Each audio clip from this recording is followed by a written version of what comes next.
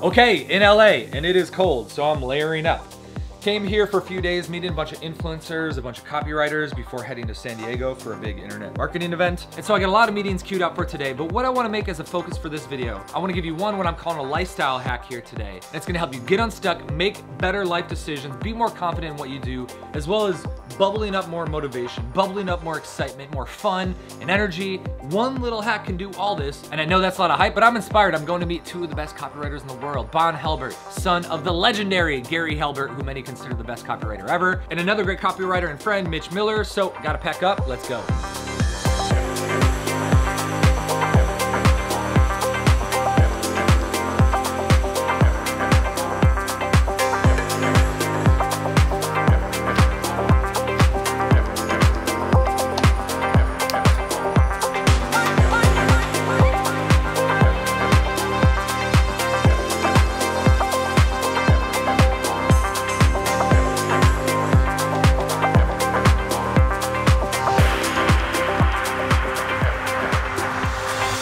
Okay, just got out of a 4-hour lunch, serious mastermind.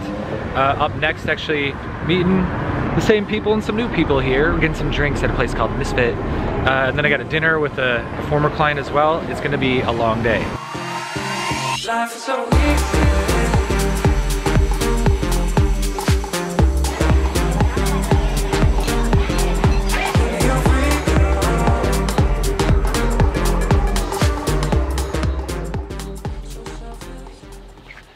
Okay, change of plan. Yesterday ended up being way too busy, so now it's Saturday, and I wear the same thing, not to confuse anyone, and we're gonna go head over to the beach on the Venice Boardwalk.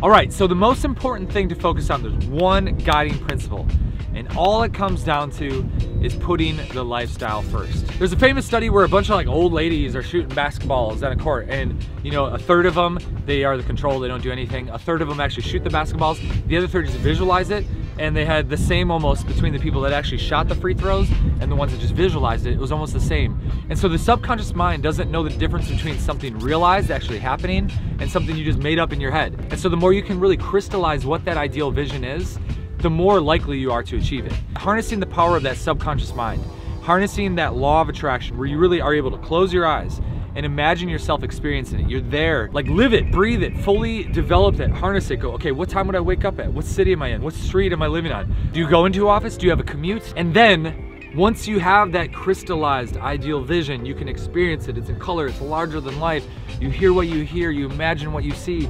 You know the type of people you're working with, you know what you're doing, you love it, you're excited when you wake up in the morning.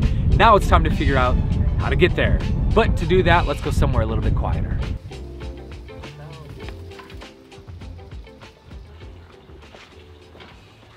So the amount of time I used to spend in LA, it was a few times a year for sure.